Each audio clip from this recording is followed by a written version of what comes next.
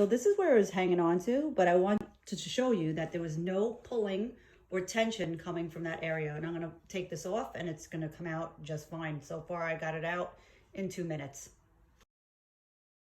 It was anchored on, guys. Look, no hair missing, no scalp damage, nothing. This is where we're putting it back on. So her hair was right here where it was placed on. Not one bald spot, nothing in her head. She just has really fine hair, but it did not cause any redness, scalp irritation, or tension. Nothing. Here is her hair, just washed and blown. Her hair is fine. She has most of her hair loss up here where we didn't put the extensions, but we might.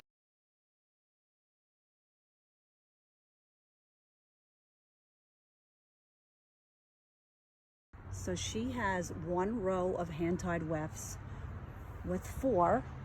You cannot even see it. Here it is. And then she has 2 mini wefts at the top. Here is the mini weft. It's just tiny and it's at the top. It's on both sides. It's amazing. You cannot even see it. Gorgeous. 2 mini rows at the top and 1 row in the back with 4 wefts.